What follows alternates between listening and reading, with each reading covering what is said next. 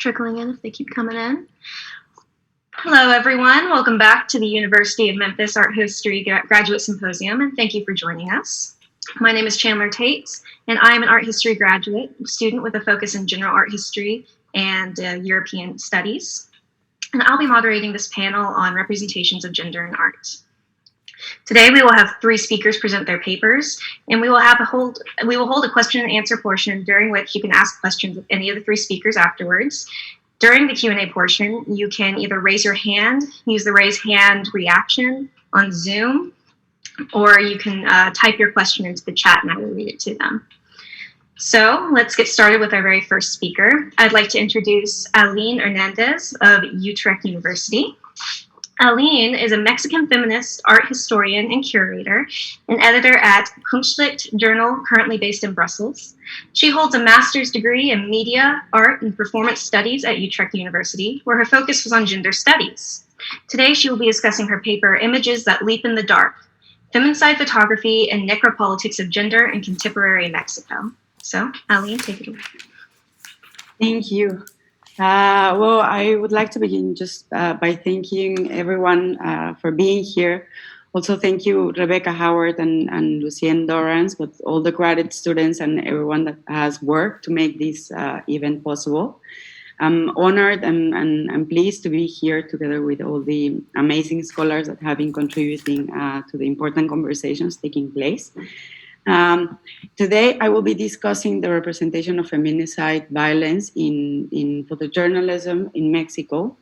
I will also look at feminist anti-photojournalist performances carried out by different collectives in the context of protest against gender-based violence. But before going into this, I will first offer a very brief contextualization of feminicide violence, just to get you an idea. So just to give you an idea of the dimensions of the problematic, but also in order to situate the photographs and performances I will be discussing in relation to this. So feminicide, understood as an extreme and systemic form of gender-based violence against feminized bodies, founded in Mexico on a gender necropatriarchal power structure, constitutes one of the most widespread human rights violations in the country. According to official figures, between 1992 and December 2020, an estimated 60,000 killings have been reported. Furthermore, approximately 10 to 11 cis, transgender, and gender-variant women are killed every day with gruesome and unbearable levels of violence, among which are, and here I quote Marcos Muedano, mutilation, asphyxia, drowning, hanging, skinning, or with their throat slashed, burned, stabbed, or with gun wounds. And well, the vast majority also of these killings have remained unpunished ever since. So since the 1990s, when feminicide flared up, and you might have heard about the murders in Juarez, feminicide photography has played an influential role in shaping public perception around about the violence. As early as 1993, it is possible to find explicit photographic documentation reproduced widely in different local newspapers. Further on, as the news of feminicide traveled outside Ciudad Juarez and this kind of violence also began to spread throughout the country, editors of broadsheets, journalistic magazines, and sensational newspapers in other Mexican states followed this tendency. Subsequently, with the digitization of the media industry and the emergence of online news portals, the traffic of feminicide photography images have reached unprecedented levels. In light of states' efforts to erase the murders from official public memory, to use Benita's Hays Cannon words, and evade responsibility, it is rather unsurprising that feminicide photography assumed such a role. Photographs condensed in starkly visual terms the brutality of necropatriarchal violence. Moreover, the putative lifelike quality attributed to photography made images of feminicide violence all the more persuasive.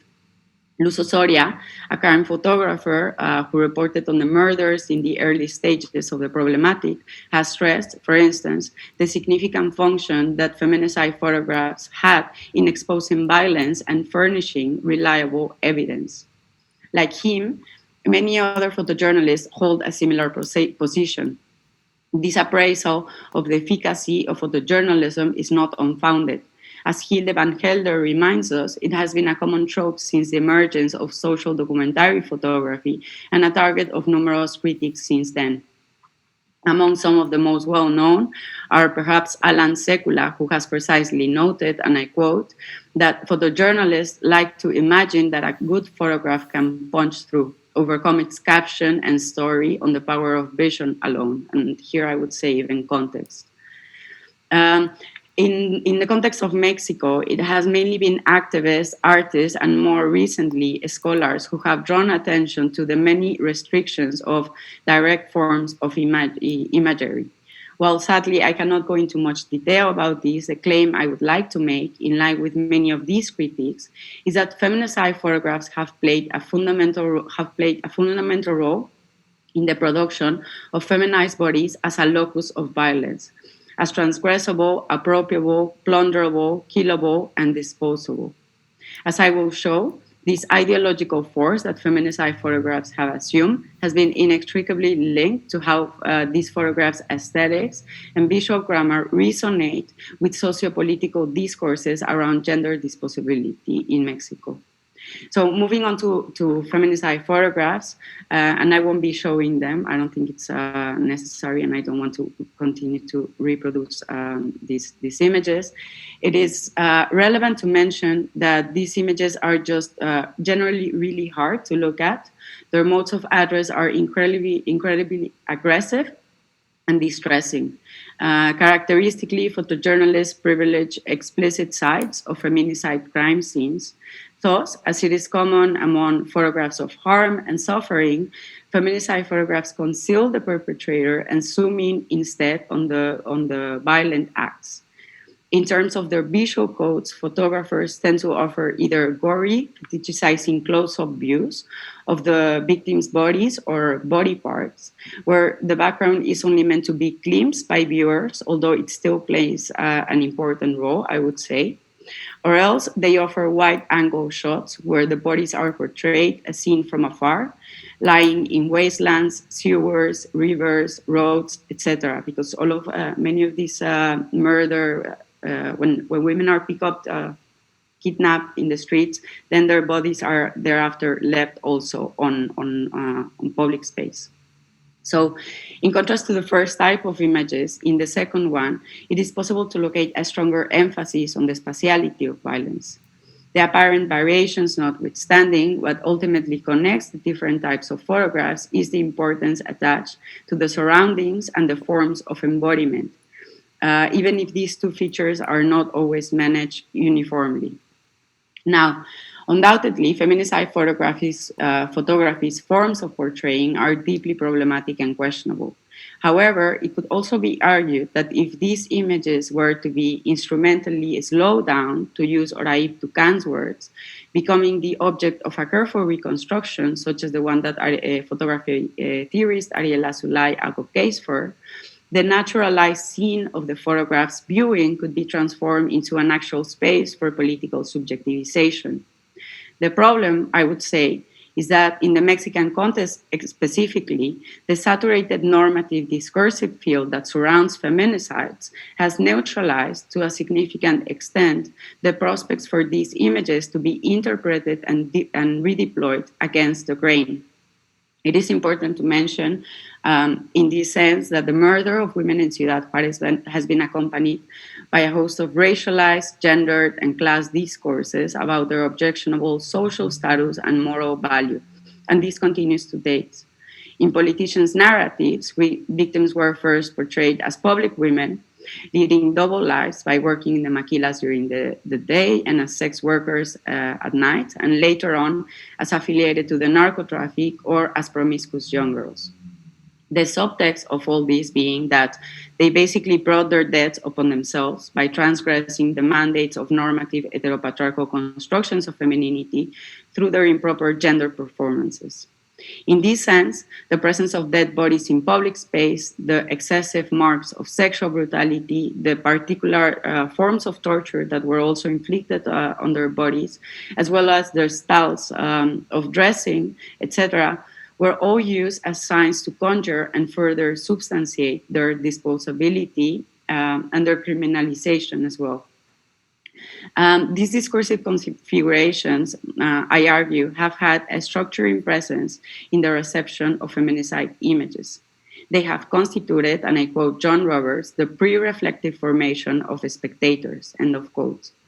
Indeed, if within the differential and differentiated strictures of man's law, these lives are disciplined as less than human, as lives that can be exterminated without any punishment on the basis of victims' particular forms of embodiment, as well as the spatiality within which they emerge. Photographic representations enter into this equation as ratifications of what is there. In other words, it is extremely hard to disarticulate dominant discourses from what is given to be seen in photographs. And as it turns out, feminicide photography ends up lending symbolic support, to borrow Lorena Fuentes' words, to the processes of dehumanization of feminized bodies. Now, with this in mind, I will now move on to briefly discuss how feminist activists have attempted to contest these normative doings of feminicide photography. While it is possible to find numerous alternatives for the depiction of feminicide violence, I will specifically focus on a strategy that has remained so far largely untheorized. This strategy consists of performances that take photographs of feminicide violence as their point of departure and deploy hyperbolic forms of reenactment as a means to immanently unsettle the spectacle of violence. Before proceeding, I will show you some images so you can get an impression of what these performances look like. I don't know if you can see now? Yes? Okay. So this first photograph was taken by Victor Varela. The performance took place in front of the town hall of Pachuca in the state of Hidalgo in 2016. They tend to include props such as fake blood. This is very common. This photograph was taken by Carlos Tischler. This reenactment took place in 2017 outside the Attorney General office in protest of the murder of Mara Castilla. And this photograph is of the same protest, just from a different angle. And then this other, there, you can see it better. This other photograph was taken by Maria Cavadas. This reenactment took place outside the town hall of Ecatepec in the state of Mexico in 2020, a state which now has one of the highest rates of feminicide violence in Mexico. And then finally, this last photograph was taken by Artemio Guerra Vaz in 2017. This reenactment took place outside the Federal Electoral Institute in the state of Mexico. So I will stop sharing now. Okay, so my claim is that in these reenactments, activists work on two distinct yet interrelated levels. First, they disrupt the indifferent and mechanistic modes of seeing feminicide photographs by producing intense affective states. And secondly, they challenge the depoliticization of feminicide violence by changing the context in which feminicide appears. When assessing these performative interventions, one of the things that stands out is their intense and excessive theatrics. The activists are not concerned with preserving the emotional integrity of viewers. Instead, anticipating the numbing of the social body, they resort to infusing their audience with a feeling of extreme discomfort through strategies of extreme embodiment again, whereby they transform themselves into a living image of a violated and destroyed body. This exposure reveals itself perplexing and at once terrifying because it pushes us to come into close contact with what we would otherwise either lurk at a safe distance or simply overlook. To this extent, it functions as a destabilizing and defamiliarizing force that, through wounding, rebels against indifference, to borrow the words of Sayak Valencia, refusing the normalization of feminicidal violence.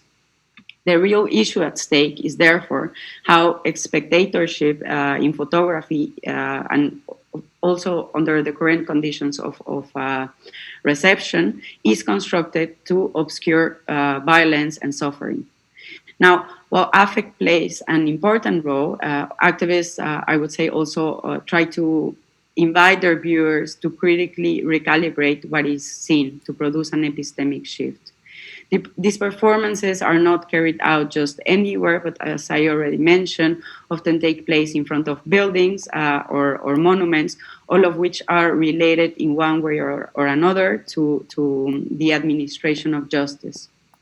Thus, I would say by removing the bodies from the wastelands and relocating them in spaces ripe with symbolic power, the performances prompt questions about the structural logics of exclusion, whereby some bodies are made worthy of state protection, while others are abandoned and made kill. This becomes more markedly visible towards the end of the performances. As the acts conclude, the participants usually do not leave the scene, but remain there completely inert, evoking a stillness that is characteristic of photography. The intensity that they have been consistently building up then begins to stabilize. And with this, a zoom out effect of sorts occurs. This is because the performers no longer solicitate the viewer's gaze with such fervor. The audience is then able to move from the discrete image and look around to the naturalized feminicide photography, reconnecting the apparently singular events of feminicide with the political processes and structural conditions that, in fact, sustain the violence and allow the violence to continue to reproduce. Now, well, although I would be tempted to go on because there's so much to say about these performances, I will leave it here. But if anyone is interested, we can continue with the discussion. And yeah, thank you, everyone. Thank you so much, Eileen. That was very, very great. I will move on now to our second speaker for today. I would like to introduce Danielle Paswaters of University of Wisconsin-Milwaukee. Born in Menominee Falls, Wisconsin, Danielle Paswaters spent the majority of her formative years just outside Charleston, South Carolina. Her multifaceted upbringing informs her career in the curation of modern and contemporary art through the lens of social justice and equality. She holds a BA in art history and with a business minor and is currently pursuing her master's in art history with a focus on DEI and museum studies at the University of Wisconsin-Milwaukee. Today, she is going to be speaking about her paper, Abjecting Intersectionality, the early interdisciplinary work of Ana Mendieta and Senga Nengudi. So thank you, Danielle. Thank you, Chandler. Thank you for the introduction. I'm really honored to be here, and I thank you all for the invitation. Let me share my screen and pull up my PowerPoint.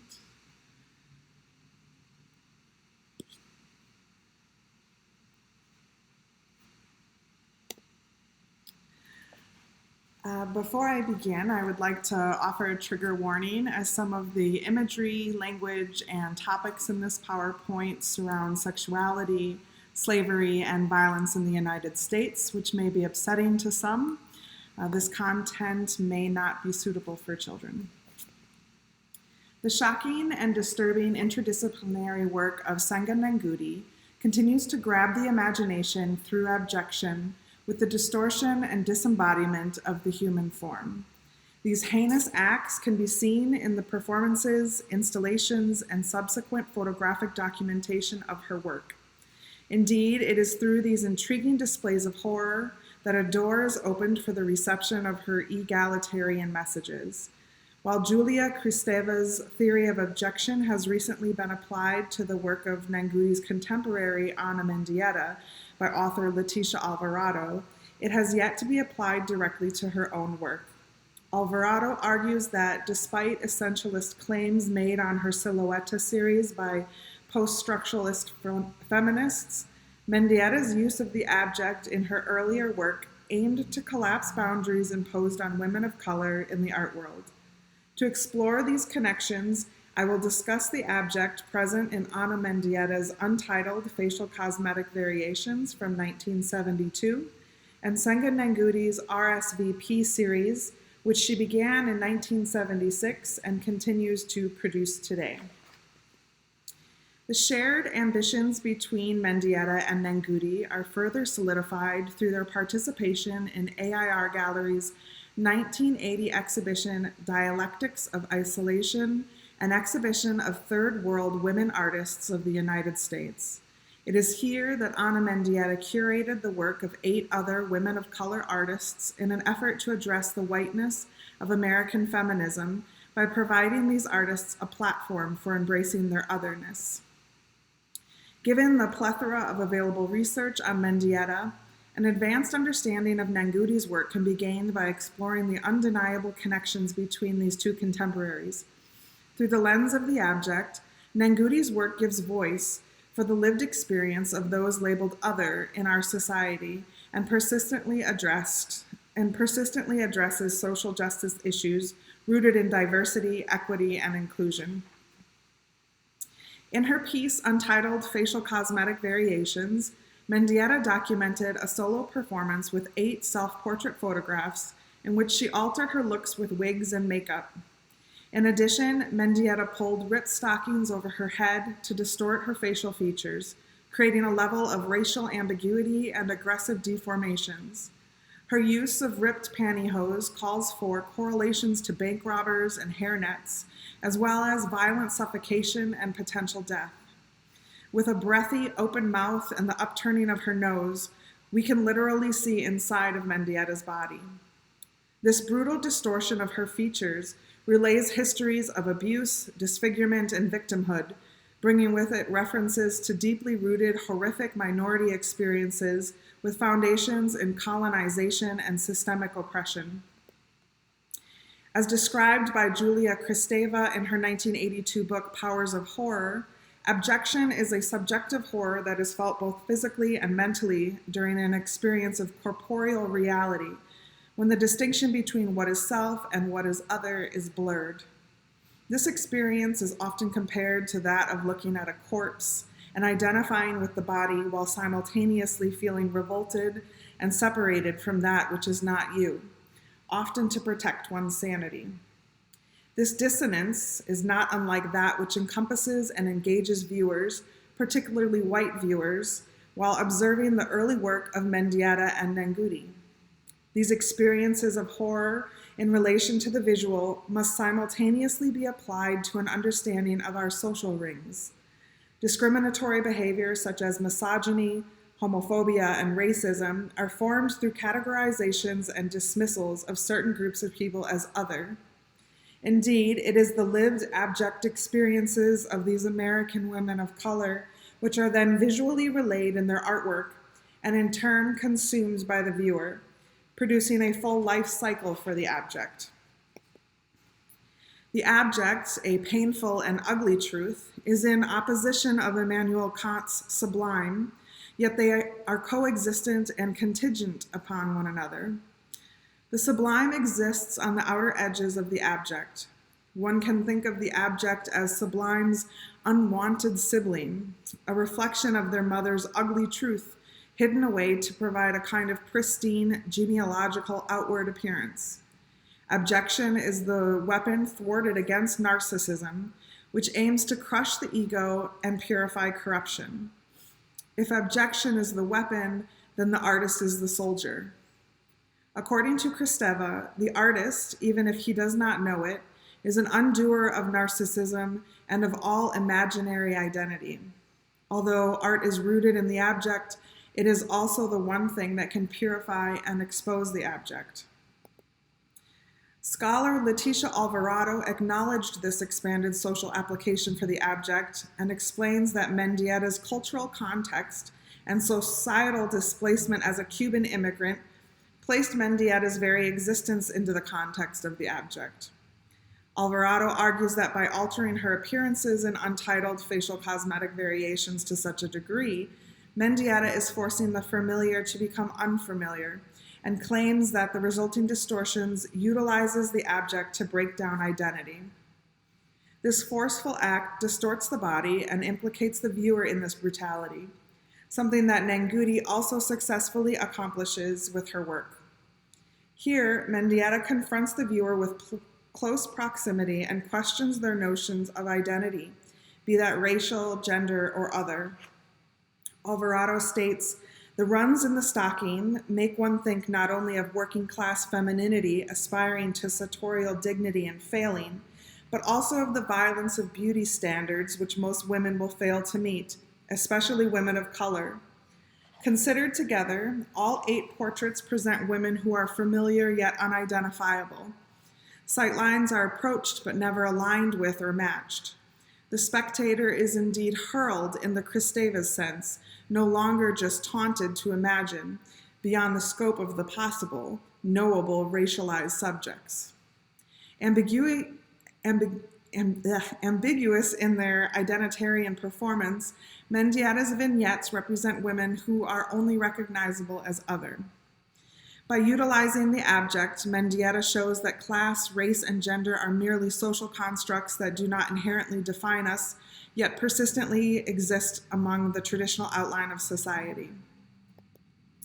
This concept of the outline of society is directly addressed by Ana Mendieta in 1980 through the curation of her exhibition titled Dialectics of Isolation, an exhibition of Third World women artists of the United States at the AIR Gallery in New York.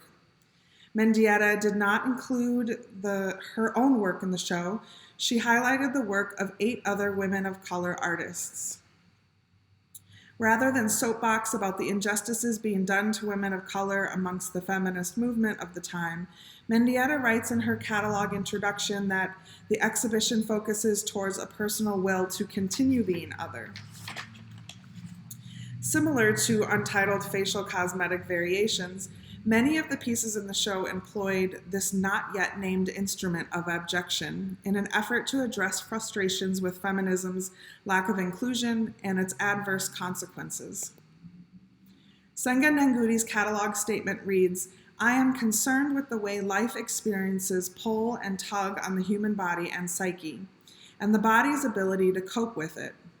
Nylon mesh serves my needs in reflecting this elasticity.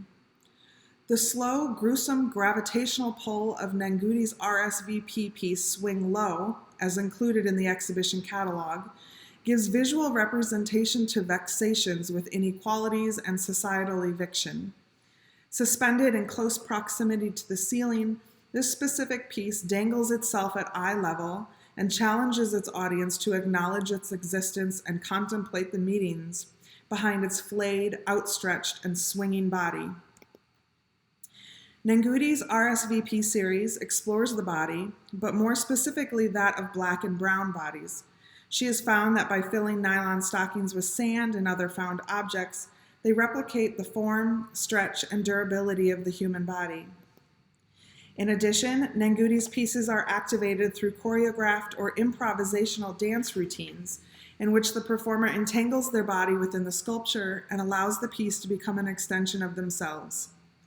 Similar to Mendieta's untitled facial cosmetic variations, Nengudi's RSVP series utilizes the ambiguity of nylon stockings to force the viewer to think about the instability and mutability of identity.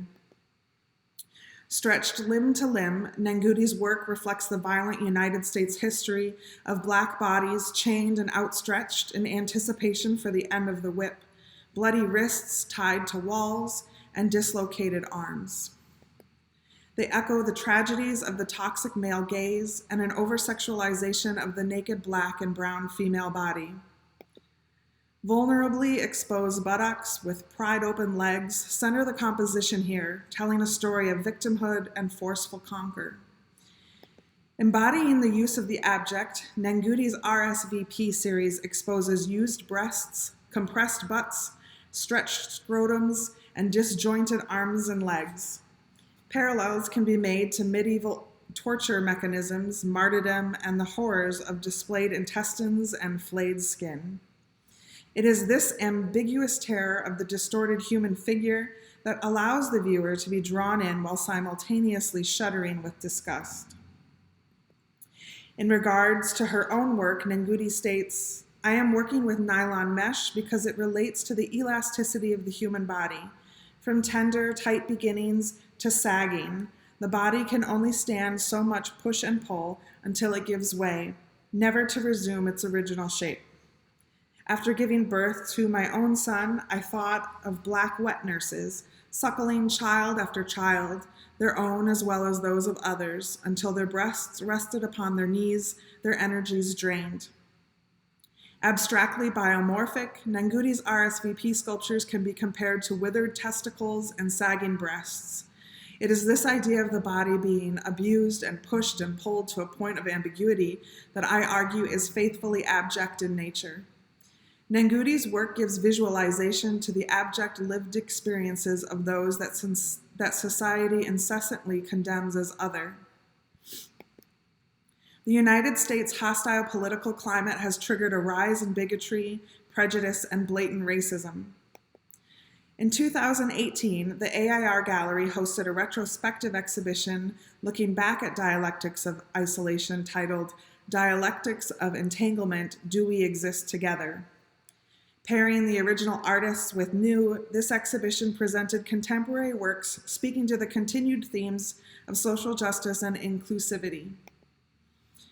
Once again installed as a foundational piece to the exhibition's messaging, Nengudi's work continues to provide a voice for those who are perpetually silenced and labeled other in today's society. Nengudi's new catalog statement reads, "My approach to art has changed and expanded over the years, but my concern with the way life experiences pull and tug on the human body and psyche has remained steady, now with more of a focus on cultural and universal human ways of coping. My piece gives voice to those with no tongue to speak about their fragile selves. My work says yes to all of those who have been told no by the majority." Interestingly, this latest exhibition overlooks any direct connection to the abjection and its advantageous application to intersectional feminism yet again, leaving this opportunity for future scholarship. The ever-evolving nature of Nengudi's interdisciplinary work employs the abject and maintains relevancy in today's divisive and violent society. Now, more than ever, society's narcissism needs balancing out, a job in which the abject is acutely made for and which Nengudi powerfully and successfully harnesses. Thank you.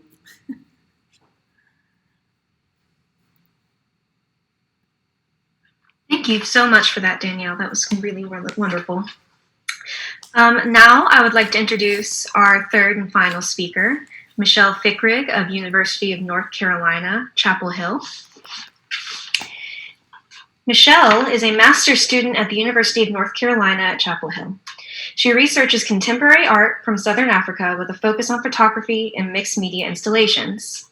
Today, she will be speaking on her paper, A Black Feminine Lens, Nadia Blas's use of family photographs. So, Michelle, please take it away. Thank you so much for having me and for that introduction, Chandler.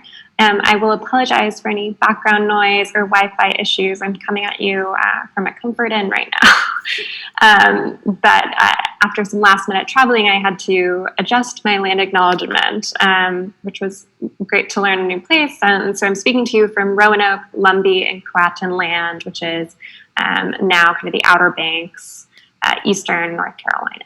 So I will put up my screen.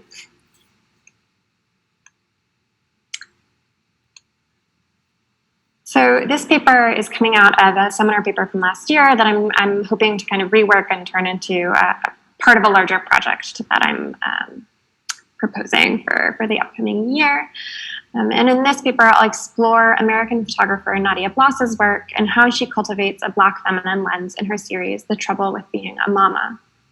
I'll begin my talk by outlining two major frameworks that I'll use in addressing the series, the first being Audre Lorde's conception of the erotic, and the second is Kirsten and Miko McAllister's writing on performative scripts as they apply to the genre of family photographs. I'll then very briefly apply these lenses to just a couple of works from Bloss's series to demonstrate how she harnesses the erotic to complicate notions of both femininity and motherhood and forces the viewer to confront normative identities that are reproduced by the genre of family photographs. So Bloss describes her work, which spans photography, collage, and video, as addressing issues of sexuality, intimacy, and the lived experience as a girl, woman, and mother. Her series, The Trouble with Being a Mama, integrates images from her childhood taken directly from her own family albums, as well as manipulations of those images and more current photographs that the artist has taken recently, usually portraits. Many of these selected photographs are completely unedited, and although the young Bloss could not have taken many of the photos, as she was either not born yet or candidly in the photograph as a young child, she positions herself as the artist of the series. Through the incorporation and manipulation of her own family photographs, Bloss complicates notions of both femininity and motherhood, forcing the viewer to confront their ideas about the two. She provides an intimate glimpse into the inner lives of those in her close circle through her photography, yet does not provide the viewer with any identifying information when she shares the images online, in interviews, or in the gallery. The lack of identifiers forces the viewer to supplement their knowledge of the image with their own preconceived ideas, and often their biases, of what a Black family or a Black woman should look like. This act of supplementing the image with preconceived notions forces the viewer to confront the cultural biases that are latent in their viewing of photographs. In this way, Bloss uses a Black feminine lens in her ability to undermine cultural scripts and allow space to imagine new ways of living. The genre of family photography and portraiture are important in how Bloss conceptualizes her work as using this Black feminine lens. In the introduction to An Interview with the Artist, writer William Anderson muses that Bloss is who she shoots, and she guides the process of creation instead of asserting absolute control. This self-identification with her subjects is paramount to her work and its radical approach. It is also inherent in family photographs as a genre, as the photographer is often a family member or some form of insider. So in this sense, by incorporating family photographs into the series, she continues the goal of foregrounding the subjects and their ability to represent themselves, as she outlines in multiple interviews and artist statements. And by cultivating intimate relationships with all of her subjects, whether family members or not, she is able to develop an erotic sensibility within her photographs. And here I turn to Audre Lorde's 1978 essay, Uses of the Erotic as a Power. In this essay, Lorde argues that the erotic forms the connection between the body and the psyche, the spiritual and the political, and the physical and the emotional. Bloss's use of the erotic in her work stems not from the sexual or pornographic, but rather from the broader conception of the term. She calls for a reimagining of what it can mean and draws from the original root of the word, the Greek eros, that is, quote, the personification of love in all its aspects, born of chaos and personifying creative power and harmony, end quote. In the use of this term, Lorde seeks to distance it from what she views as the Western patriarchal conception of the erotic as synonymous with the pornographic. Instead, she writes, the erotic functions for me in several ways. And the first is in providing the power which comes from sharing deeply any pursuit with another person. The sharing of joy, whether physical, emotional, psychic, or intellectual, forms a bridge between sharers, which can be the basis for understanding much of what is not shared between them and lessens the threat of their difference. And this broader view of the erotic as encompassing yet transcending physical boundaries allows for a deeper sharing of joy through a range of avenues. For Lorde, the erotic becomes an empowering lens through which, quote, we can scrutinize all aspects of our existence, end quote. Because as one recognizes their deepest feelings and joys and shares them, they are released from the need to be satisfied with what is not fulfilling. Because Bloss envisions her work as an exchange and a collaboration, the erotic can be understood as this bridge between the photographer and the subject, who are both sharers in Lord's conception. In broad terms, the erotic can be seen as enacted in photographs in two ways. The first, internally, that is, what and who the photograph portrays, and the second being how the photo circulates and is shared by a particular audience. And here it is necessary to bring in my second framework and the performativity of photography and family photographs in particular. Based on seminal theoretical texts on family photography by Martha Langford and Annette Kuhn, Canadian scholar Kirsten Amigo McAllister has put forth multiple theoretical articles pertaining to how photography employs a performative script. Her conception of performativity draws heavily on performance theory and theatricality to explain how photographs produce normalized social identities by portraying and ultimately reproducing social norms. While Kuhn and Langford are anthropologists by training, McAllister's approach to the issue is distinctly art historical and identifies the process of creating normalized images as happening in two ways. The first, what she terms choreography, meaning how the subjects of the photograph pose themselves or are posed for the photograph. And the second, in which she extends the idea of the script using theatrical performance as a basis to theorize about how one interacts with the photographs while viewing them. And she notes that when you view a photo, you're entering into a social relationship. So if we take the example of a large family portrait, McAllister would understand the arrangement of the figures as their choreography. And you can kind of explain the choreography so that generally you'll see family elders seated in the center with their children around them, often in a hierarchical, age hierarchical way, and spouses or friends are kind of relegated to the fringes of the group and therefore the edges of the photograph itself. And that kind of these normative arrangements are part of this choreography or performative script. She then expands this script to prescribe how one reacts to a photo while viewing it. So this is both in how photo albums are composed and orders of photos are decided, and also how we interact with either printed photographs, photos on the wall, or album books. There's often the repeated act of pointing at photos or the questioning of who is who, and you inevitably act a certain way when you come across a certain type of image. You coo at babies, or you ask about what it was like if you see a grandmother as a young girl. And these are all, in McAllister's view, scripted performances that are described in the action of viewing family photographs through their choreography. So, and Bloss is kind of well aware of this choreography and uses it in the series along with cultural cues. And these kind of work in tandem. So Bloss's cultural cues are roughly synonymous with the concept of cultural symbols. I've used Omar Lizardo's definition here, which is, and I quote, motivated mappings between external form and cognitive meaning used for both the private evocation of and the public externalization of those meanings. And this definition of a cultural cue or a cultural symbol, is important in this two-sided meaning. The first being a personal meaning manifested through the object for the owner, and then a larger conceptual or intellectual meaning that is imagined by a larger public.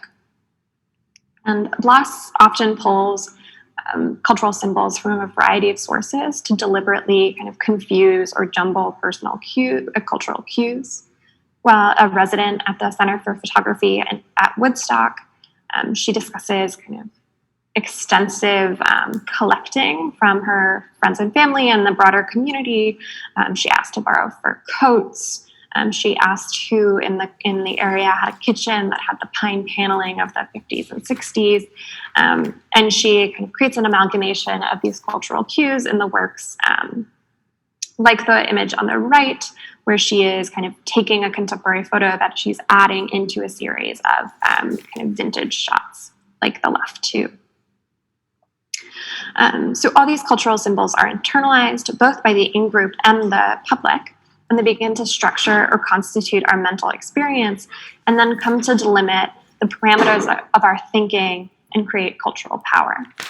And this cultural power is deeply informative of the types of scripts that are read into images in the way that McAllister discusses performativity of viewing photographs.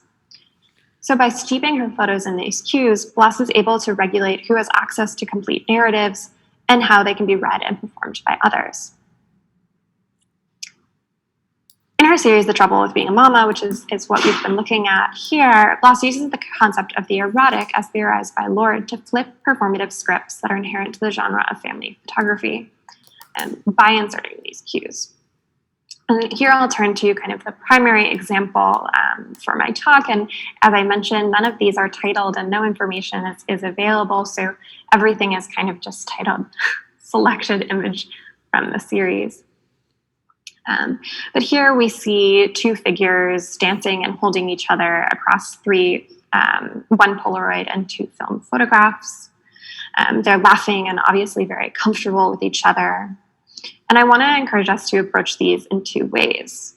So the first, we'll look at them kind of as we're trained through performative scripts, and we'll note the choreography of the subjects. We see their physical relationship and their material closeness. We may kind of think of a romance from the kiss on the left. But we might imagine they're a couple, they're a romantic couple. Maybe they could be an aunt and uncle or Bloss's parents. But again, none of this information is provided. We do not know the identities of any of the figures in the series. We can, in fact, only assume that the figures are the same across the three works. In the outer images, they're wearing the same clothes, so we can kind of perhaps hypothesize that the center image is something that changes from haircuts and the passage of time. And then, the second approach would focus on reception and the script of viewing.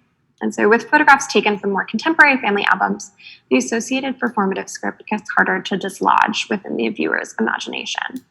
And here I turn to scholar Catherine Zamoskis, who has written on snapshot photography's recent distribution and exhibition within museums. It's often called vernacular photography in this case. And she claims that, quote, "The more recent the image, the more prone it is to evoke specific memories of one's own not too distant and far more complicated past," end quote. And so she argues that the identification with an image increases by temporal or cultural closeness, and this in turn complicates a viewer's kind of reception of an image. And that glimpsing more recent photos within a gallery can, quote, take the viewer from charming glimpses of an abstract past to something unsettlingly familiar, private, and too close for comfort in the space of a museum, end quote. As Bloss is only 39 years old, or she might be 40 by the time I'm reading this, the bulk of her photographs, including the image on the screen, exist within this uncomfortably close timeline that Zamoskis has identified.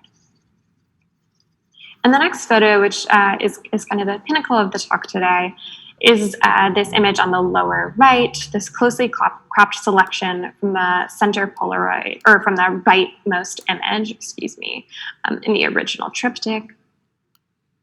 In the larger image from which it is taken, both figures seem to be caught unaware by the photographer. The man's eyes are closed as if they've been whispering in confidence, and the woman's arm is draped around the man's shoulder, her fingers spread out across his chest in a way that implies their closeness and ease with one another. The fingers are not curled or pressing into his shirt in a tight or possessive grip, but instead simply rest on the shiny blue material as a gesture of closeness. And this, I would argue, is an instance of the erotic as Lord perceives it, a moment of the personification of love in all of its manifestations. Unlike the posed or choreographed kiss in the left photo, the erotic comes through in this mundane snapshot of familial relationships, of the in-between moments and the moments of shared joy. Reading Bloss's series through an erotic lens allows for a broader view of the intimacy that is displayed between figures, as well as broadens the accessibility of the two figures to a larger public. In the context of the possible discomfort in viewing someone else's family photos that may raise memories of one's own situation, as Zumovsky discusses it, this moment of intimacy, or of the erotic, becomes subversive. By homing in on the gesture of the hand and its openness and intimacy in the cropped version of the image, Glass erases any signifiers of a romantic relationship. The figures become genderless, the proximity of their heads that may suggest a kiss is disregarded. The erotic becomes something disassociated with the sexual. It becomes solely about the intimacy between the two figures. Even more so, without any identifying features of the figures in the cropped version, the uncomfortable viewer can either project themselves into the shot easily, filling the rest of the bodies with their own memories, or disregard the identity altogether and focus only on the moment of the erotic. Without a face or a complete body, the risk of something unsettlingly familiar, private, or too close for comfort is minimized. This serves to protect the subject and to deny the viewer. The obstruction is common in Bloss's work as she attempts to give access, deny access, confront the viewer, deny the viewer, in order to create a world for her subject that implicates the viewer in some way.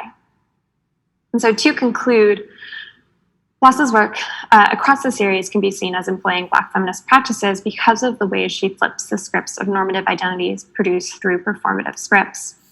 By leaving the viewer without identifying information, Bloss forces the viewer to read images using the subject's choreography and the viewer's own preconceived scripts of photographic viewing.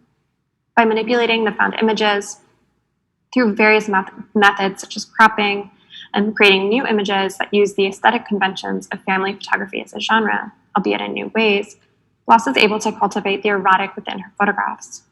This erotic sensibility counters the performative scripts that are instilled in the objects when they are seen as family photos. Lord writes that, quote, "In order to be utilized, our erotic feelings must be recognized. The need for sharing deep human feeling is a human need," end quote. But that this is something that has been distorted and misnamed in Western patriarchal society. By making use of the genre of family photography, one that is meant to be collectively and shared, to be collected and shared intimately, Bloss satisfies this deep human need, the necessity to name and recognize the feeling of the erotic. Moreover, the photographs of her own mixed race and Black family put together into a series uses the convention of family portraiture, using the conventions of family portraiture as a particularly subversive reclaiming of the erotic, which has been distorted by white patriarchal society. These images, Bloss hopes, provides the proof of the intimate and erotic lives of Black women and their networks. Thank you.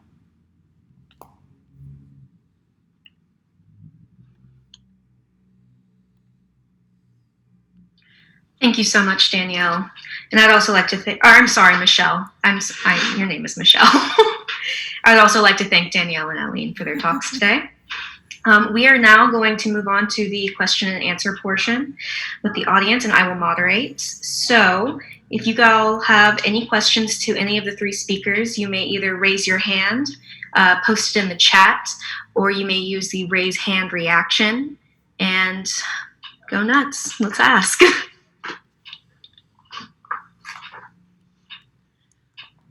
Also, feel free to unmute yourself if you feel like I haven't seen you. Becca, you may go. Hi. Those talks were all really fascinating. Thank you.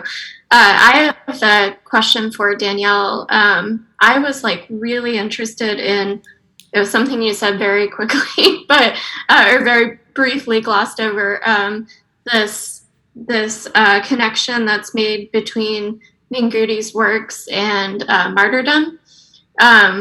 And I was wondering if you, first I was wondering if this is a connection that's commonly made, but I also was wondering just what you make of the fact that, martyrdom typically leads to sainthood, and the concept of being a martyr as being for the good for all. And then this also just made me think of Nancy Pelosi's recent tweet about George Floyd dying, for justice, which extremely problematic. So this is a complicated question, and I'm not sure it's fully formed yet, but I wondered if you could just talk more about martyrdom in connection to these things. I briefly brushed over it because I have not done any in-depth thought behind that angle, but that's real. I just took notes on all of your questions. It's really interesting, and I think that that is something that is, I won't say inherent, perpetually put on African Americans and people of color in America, and that's kind of our way of okaying the injustices that are done to them. So yeah, that's definitely a really interesting angle and thought about that. I hadn't gone down that path with my research, so.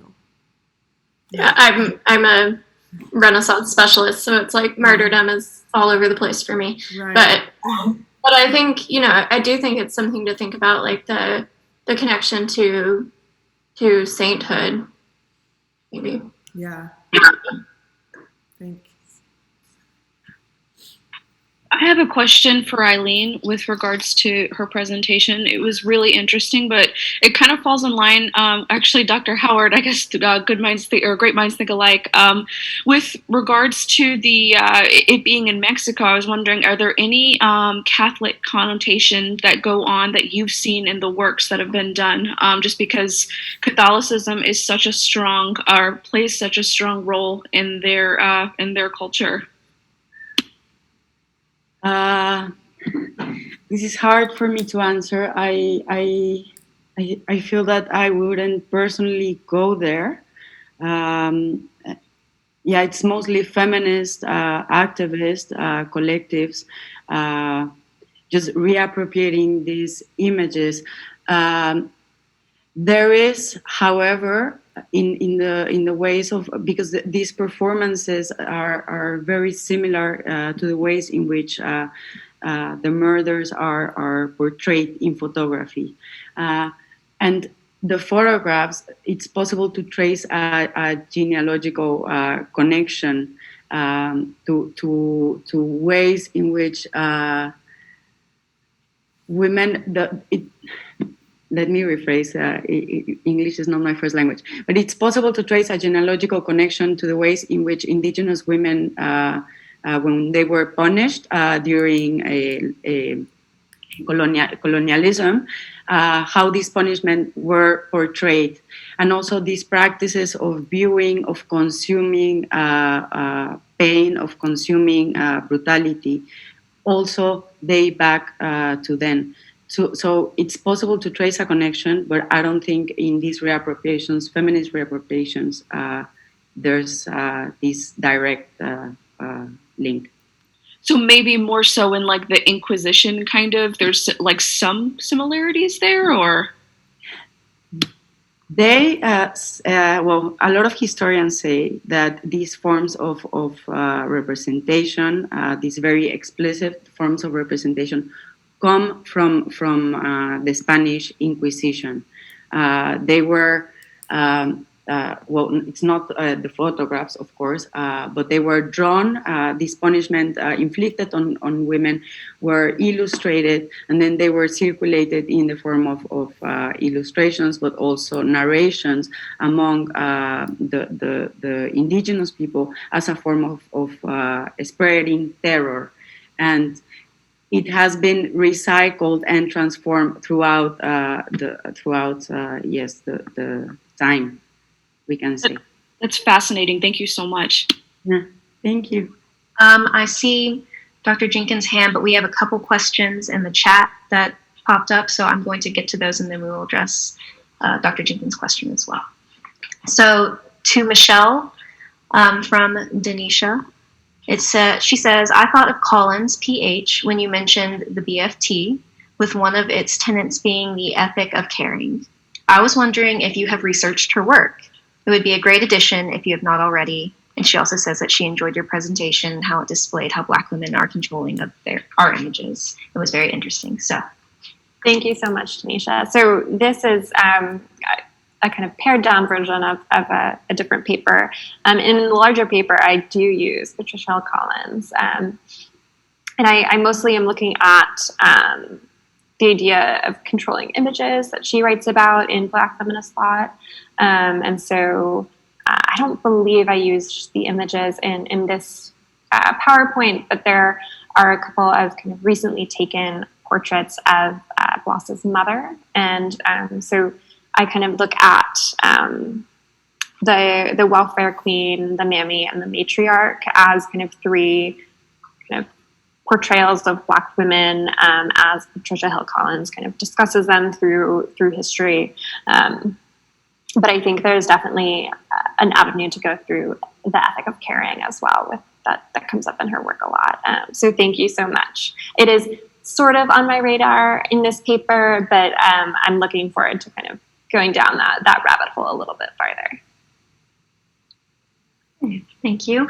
I have two questions for Aline from Marco, and then we will get Dr. Jenkins, and then we will get Dr. Oz. So Marco asks Aline, one, do you think that this great violence against women in Mexico may be linked to the generalized violence and death present in Mexican society? I think about Louis, I hope I'm saying this correct, Buñuel's Mexican Memories and also academic works. And his second question is, about female bodies being exceptional and attackable, have you thought to use Giorgio Agamben's concepts of bare life and state of exception? Thank you, Marco. Well, yes, I do think that this violence, although in the very beginning there were attempts to explain it mainly under discourses of globalization. I do think that this violence results from the same triangulation among political oligarchy, narco machine, and the neoliberal necroeconomy that has exacerbated violence in Mexico, because of course it's not only women that are being targeted, although different groups are being targeted by these, or are being governed through these forms of death. And then as for Giorgio Agamben, this is complicated. I prefer to use Lentin-Ronit interpretation of Giorgio Agamben's, mainly because she tries to offer a framework to theorize the dehumanization or the Caesarization of women along the axis of gender and race. And Agamben, I also think there are problematics with him. I do not agree at all with his idea of the Muslim as this substance anterior to race, to gender, to class, and all these different axes of discrimination. So I do think it's problematic, although it has been used. I rather rely on Agamben and other theorists in Mexico, such as Sayak Valencia, and then there's also a lot of work that has been done by indigenous thinkers. I think it's a more situated form of thinking about the violence than just applying these European frameworks of white men. Thank you so much. Dr. Jenkins, what question did you have?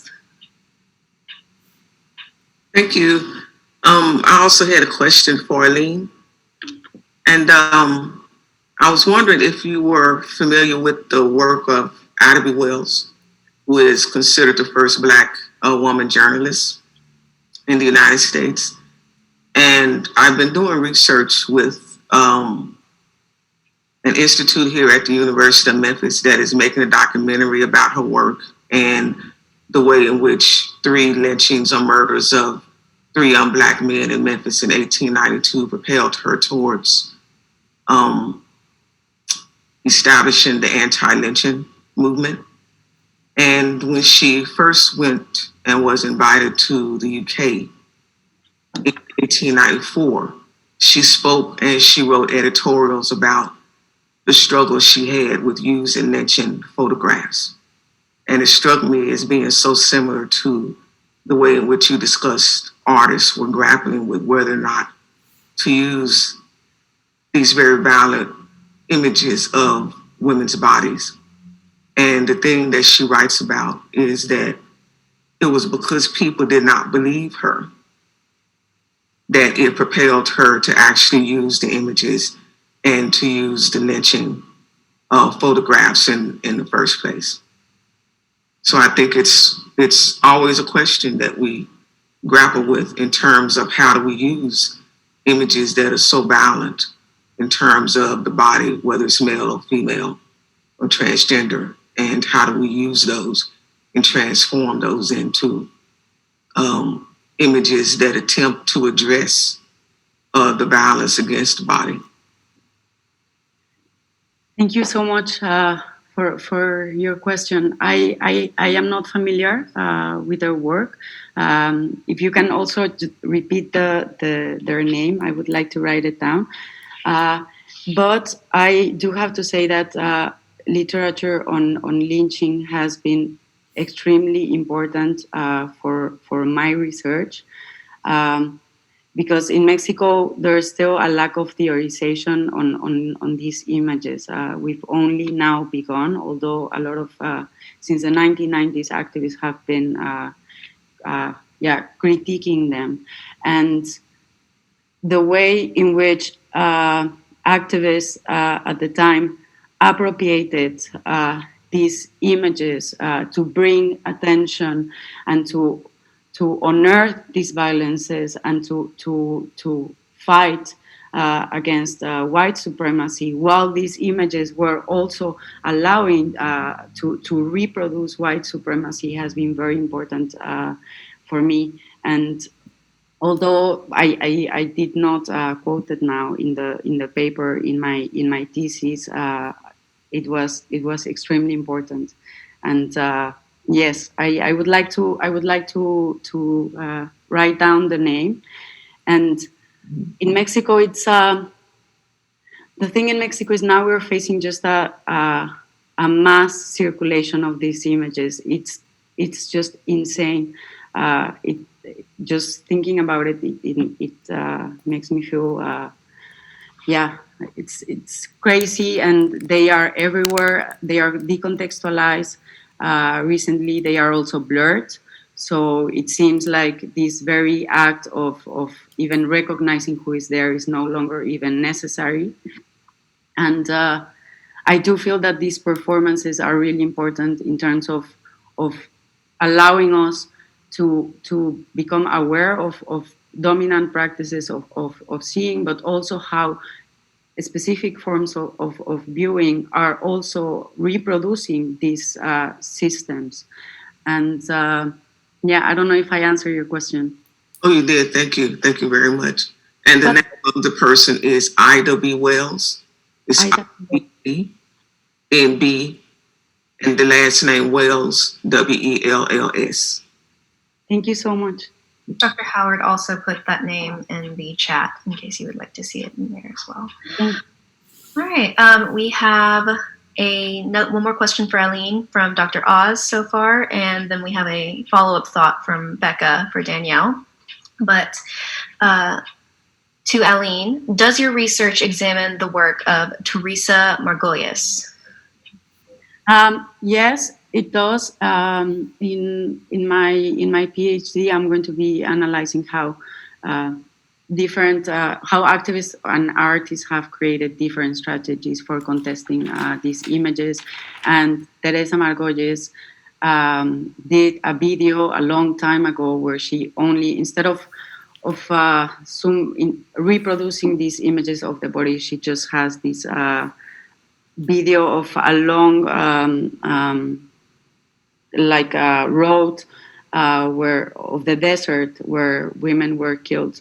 And so I'm dealing with landscape issues and the production of space, and she's been really important for that, but also for thinking about pesquisas, because she's also worked a lot with these portraits of missing girls in order to bring back the pain and address questions of absence and mourning and grief. So yes, I do. Okay, good. Yeah, I thought you would, but I wasn't. If not, I was going to say, oh, you need to. Are you familiar with her dance floor series of transgender Yes. sex workers. Okay. Yeah. Good. I can't wait to read your research because I really enjoyed it. Thank you. All right, and this isn't so much a question as just a follow-up to the question about martyrdom from Becca for Danielle. She notes that she is stuck on martyrdom because this is so prevalent in her own research, but also thinking of the positions of the bodies of the nylon stockings looking very much like bodies on a cross. I know you make the clear connection to the torture of slaves, but I'm wondering if there might be multiple symbolic layers to this. Just a thought, not a question. If you would like to comment on that, you may, Danielle. I agree. I'll admit that I'm taking this research to a focus of diversity, equity, and inclusion in museums and galleries. So I've really been focusing on an American application of this and a real world application in the gallery setting. But art historically, yes, there are a lot of connections that can be made in that direction for sure. Okay, wonderful. And for Aline, this is from Michelle, one of the other speakers. She says, I have been thinking about traumatic landscapes in the Southern African context, from South African, Namibia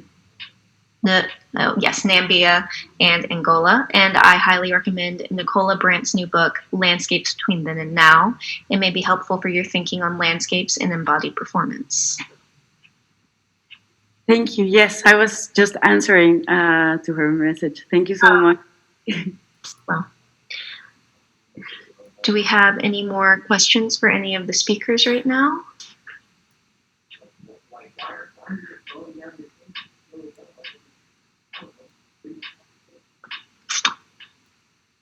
Okay. Well, if we only have 4 minutes left in the question and answer panel anyways. So if we have no more questions, I would just like to thank Aline and Danielle and Michelle for 3 wonderful performances and lectures. They were very, very informative and wonderful about the information about gender in, oh my goodness, I got my papers, sorry. They're very wonderful about representations of gender in art. And I would like to thank everyone for attending this panel and being a part of the very first art history symposium, graduate symposium here at University of Memphis. Can I say one more thing, Michelle? That I was also reminded of Tina Kant when your paper. I don't know if you're familiar with her, but she might also be very useful for you. Thank you. She's on my reading list, so hopefully this summer. She is amazing. Her and Khadija Harman are just mind-blowing. Yes, I think we have very similar reading lists up. Thank you. Thank you all so much. These were all really great. I learned a lot from all of you. Yes. So, yeah. Thank you. Thank you. Thanks so much for having us. So we now have like 15 minutes before the next panel. So hopefully we'll see some of you back again. Bye. In a bit.